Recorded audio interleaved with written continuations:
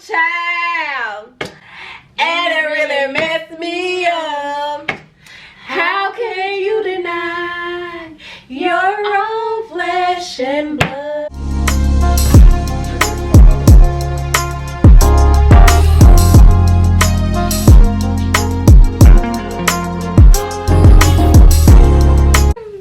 What's up, guys? Welcome back to my YouTube channel. If you are new here, do me a favor and go ahead and hit that subscribe button. Turn on that notification bell so you never miss a video from me. And if you are a returning subscriber, thank you so much for subscribing. If you haven't turned on that notification bell, you know what to do, boo. So, by the title, you can see what we really getting ready to talk about, okay?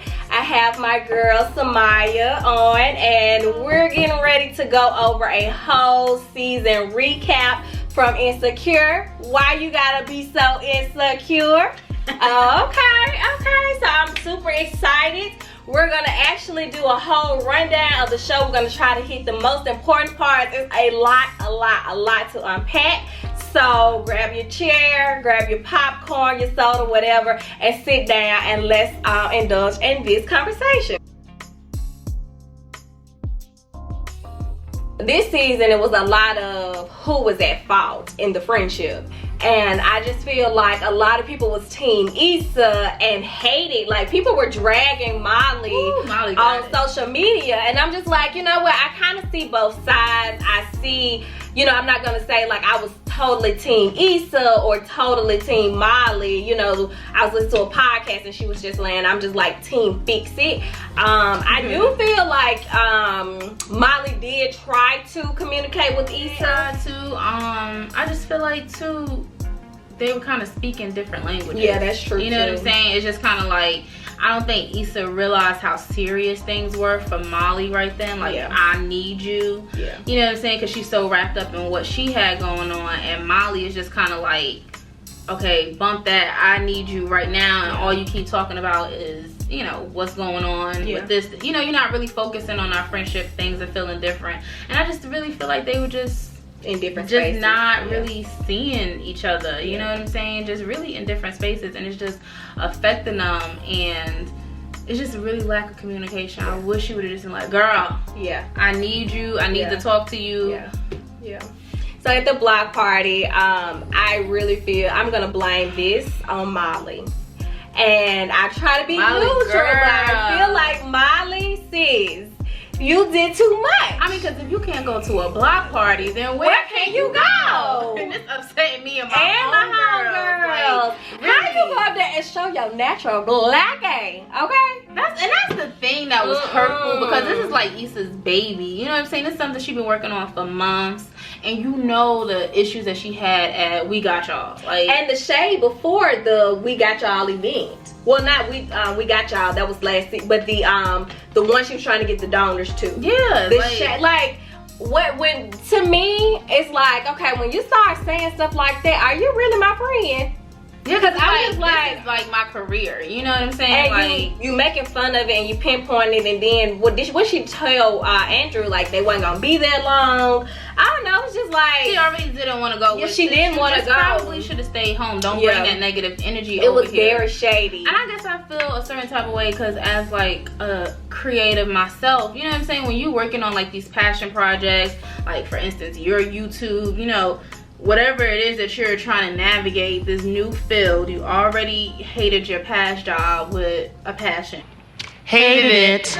You know what I'm saying? It just wasn't serving you at all. And so now you kind of found your lane and you really working to craft something. And you doing this all by yourself. Like, this was 100% Issa. You know what I'm saying? Of course, you had help along the way, but Condola had dropped out. You didn't really have your best friend around. You asked her for a huge favor. She already told you no, which was a problem for me, because how you I didn't like that either. Your relationship over your best friend. So with the block party, it's just like, sis, stay home. Like, I mean, like, what are you coming for? You know what I'm saying? You're trying to show that you still being supportive when you're not really in that space. And I haven't talked to you anyway since I asked you for that huge favor, and you basically just told me straight up no, which was again a huge problem for me. I didn't like that either. But then you come here, and I get that you're upset because I kind of feel like Issa went behind your back, but she really didn't, because she went and asked Nathan who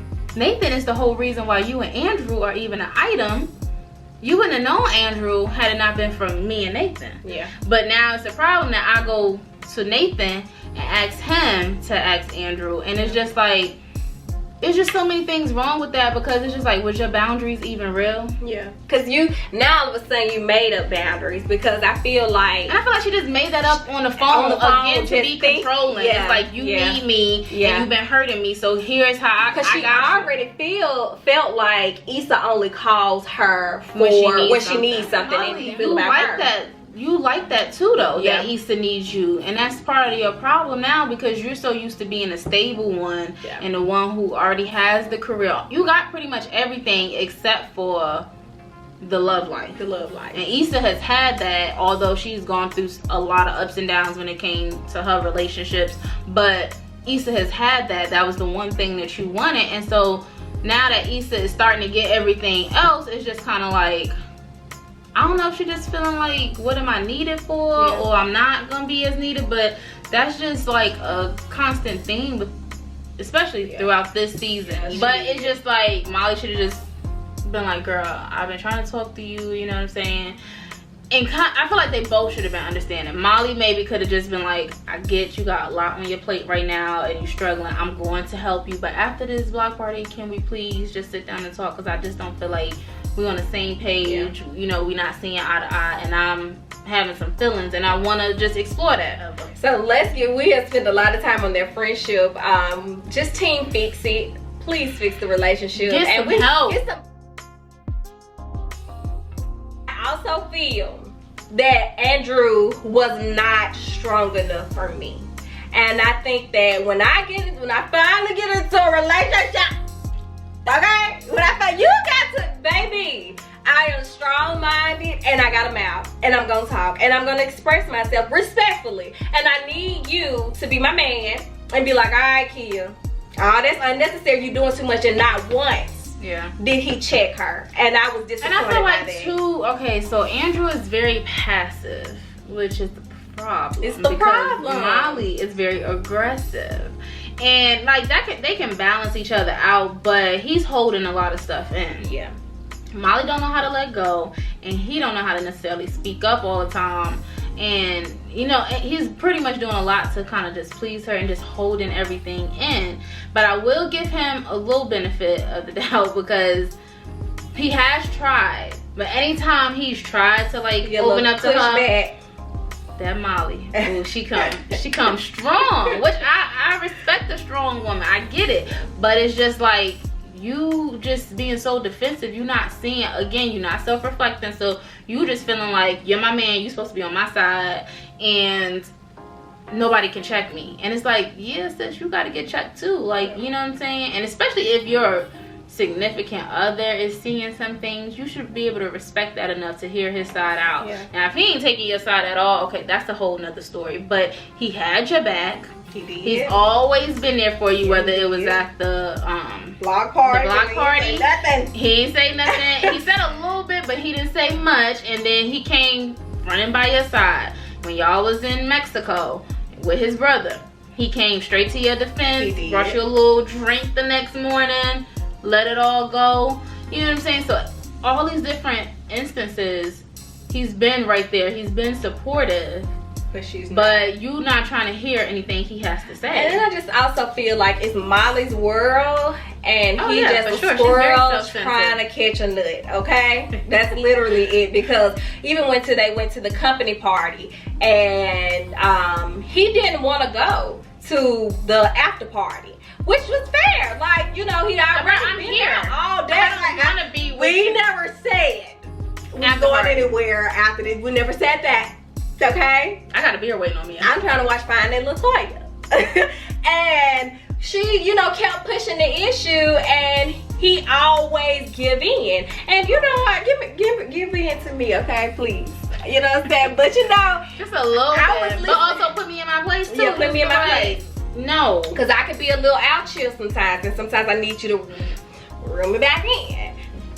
And so, I was like, I was listening to the podcast. The podcast that I'm referring to is Therapy for Black Girls. I'm definitely going to put their information in the description box below. They have done like maybe 3 or 4 not season recaps, but episode recaps, and they are licensed. Well, not they. She, which is Joy, Dr. Joy, and she brings on another licensed therapist to discuss the show. So yes, I'm definitely gonna link that. But they were just talking about it and saying how at that point he was growing tired of her, and it's just like you can tell. And he said that they made a good point. They said Molly had made too many withdrawals and not enough deposits into their relationship. Ooh, that's a good one. That's a good one, ain't it?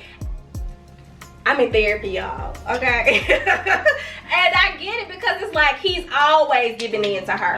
Always. And it's like at that point, I'm so tired of giving you what you want. You ain't even putting no deposits in here to make a withdrawal. Because if that was the case, if it was a give and take and she was making a lot of deposits into him, she got a free withdrawal. She can go get that $20 out and be like, oh, well, hey. And he wouldn't have a problem with going to the after party. He wouldn't even have to discuss it because you've made enough sacrifices for me. You've made enough deposits into this relationship, into me, that I feel obligated. I feel like I owe you to go with you because this is what you want to do. But at that point, I think he was really Molly just has to learn how to see. And that's why Sis about to end up by herself. Yeah. I know.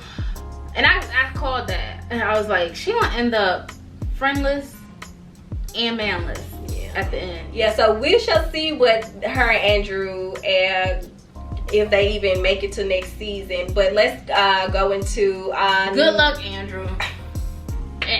I'm sorry. Grow some balls, Andrew.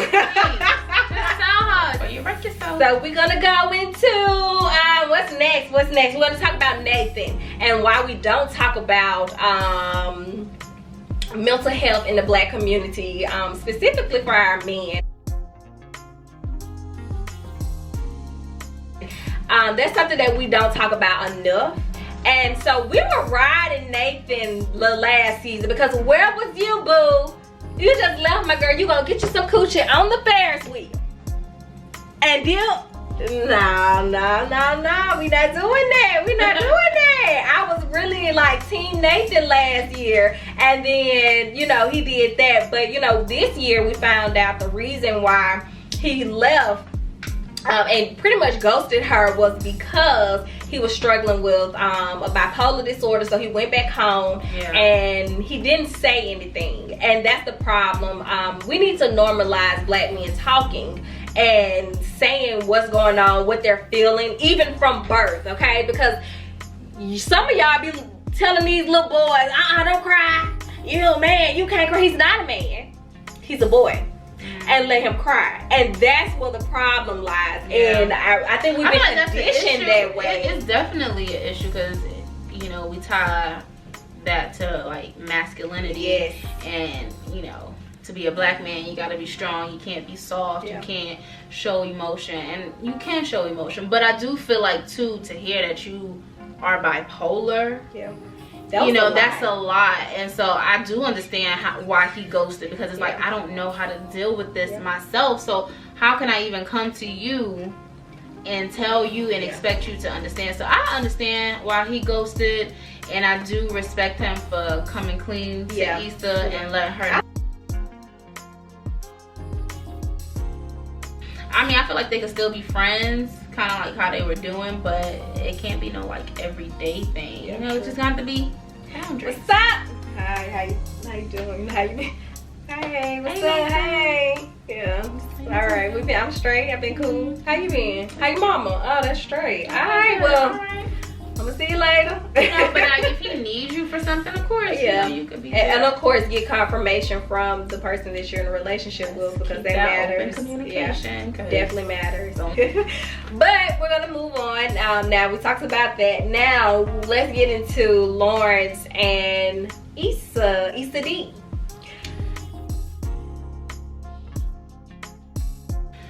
You don't like them together. Some people say they like them together. Some people say, now here's my thing.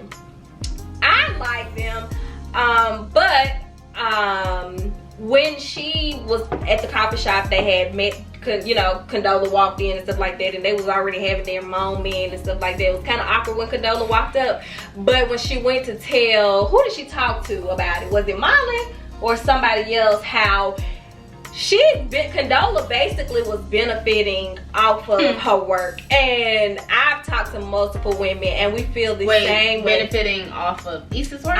Issa's work with Lawrence. Yeah. It's like, oh yeah, but that's bring the alarm. You know what I'm saying? I've been through this.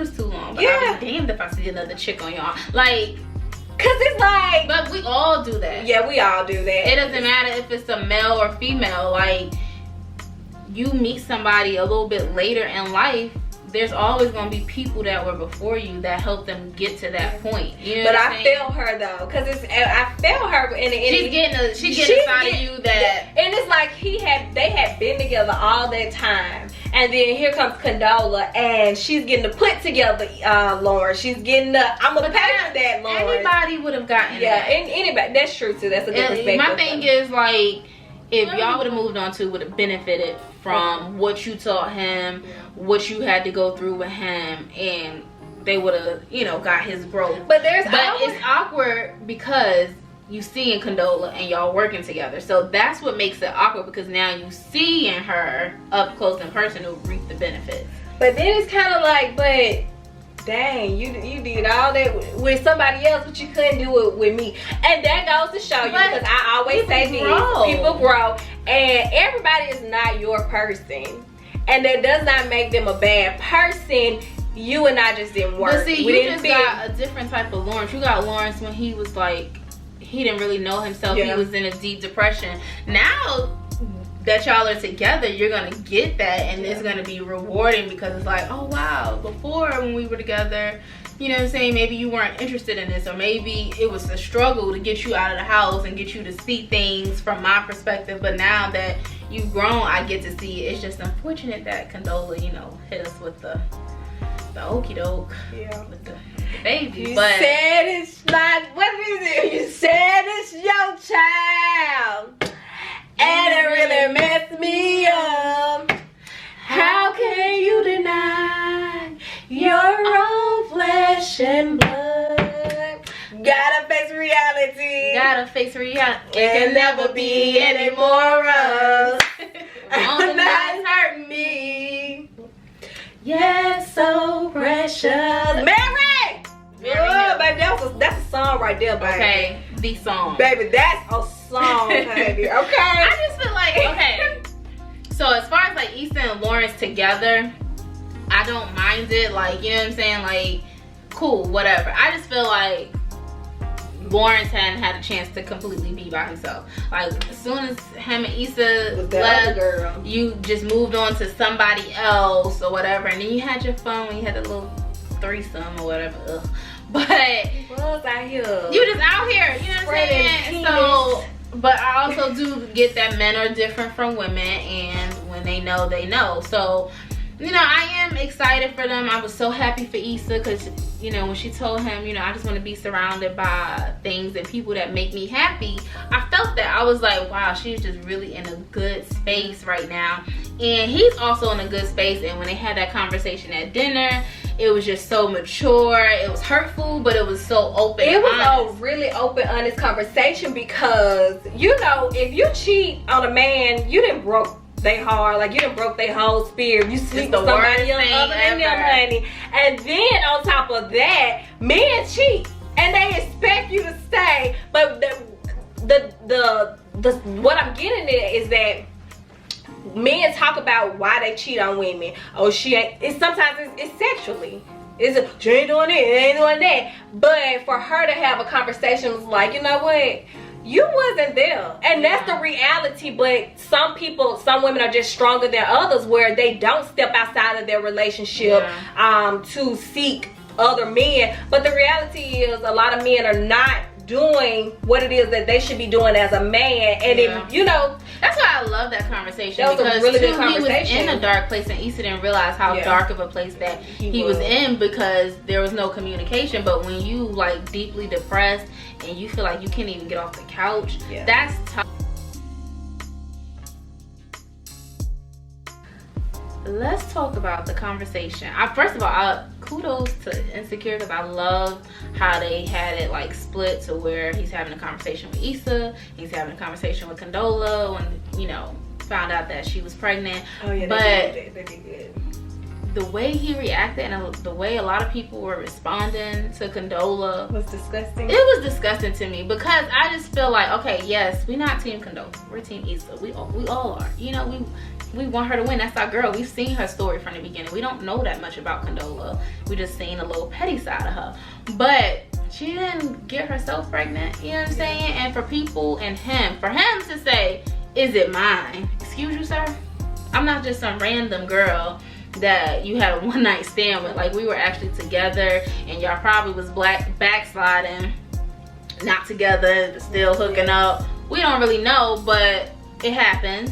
And I get that you're in a great place with Issa right now and you want that to work, and I understand it's hard for you to hear that and you don't want that to happen, but it's just like, really, there's no grace, there's no sympathy, there's no empathy for Condola. Yeah, you know what I'm saying? It was just like, oh, well, you had an abortion before with your husband, so why she can't have an abortion now with somebody she don't want to be with? I'm like, why we gotta act like abortions are just so simple? Oh, they just gonna pop my baby out. It's a traumatic experience that unfortunately a lot of women feel like they have to go through, and you know, everybody makes their decisions based off their body and their situations, but let's not normalize like having an abortion just like that every time I get pregnant and I don't feel like I'm ready to have a child, or I don't want to have a child, because there are things out there to protect you from being in that situation. Y'all didn't blame the woman. Y'all didn't use protection.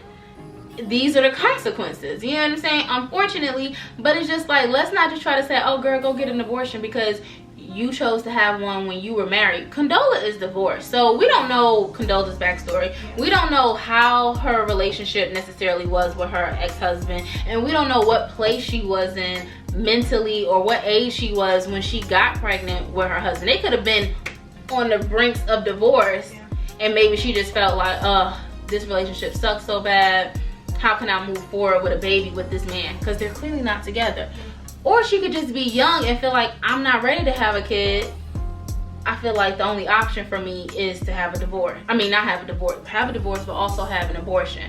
So we don't know what her backstory is and how she got to what she is. Yeah, like how easy or hard of a decision that was for her to do it in the first place. And then some women, I had an abortion once, I'm never gonna do that again. Like, you know what I'm saying? It's not just one of those things that, oh, I'm just gonna go in here and just return this baby. I don't want it, not ready for it. You know, it's not that simple. And an abortion is just a traumatizing experience within itself. So we don't know what Condola goes to bed with at night. And you know, how often that sticks with her. And then she's also, you know, in her 30s. She feel like she got everything else in her life. She unfortunately doesn't have the relationship, but she made a decision to have unprotected sex. And unfortunately, she got pregnant or STD. Anything can happen. Or sometimes you could just get off free and say, which was more hurtful for you? Melanie, Derwin, and Janae. Issa, Lawrence, and Condola. Melanie. That was hurtful.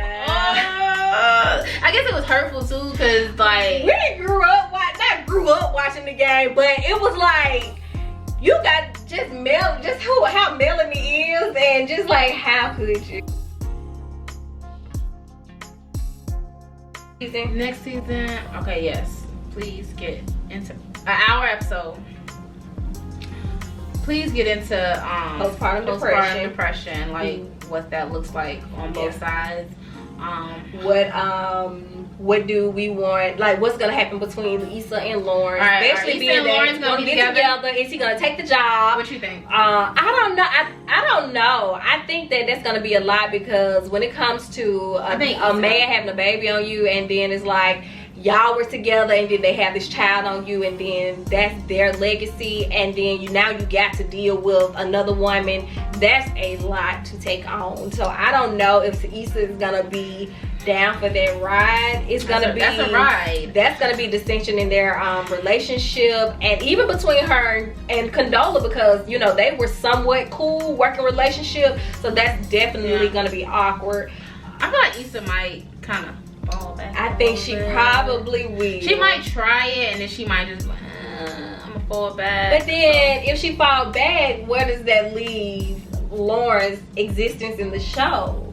Like, are we gonna be around because he's still friends with the Dubois? Okay, you know, so we're going to see him. I guess we need to. I wonder what the whole conversation at the restaurant with Molly and Issa was like. Then we need to know what Molly and Andrew's relationship was like. Molly, you got me smoking cigarettes.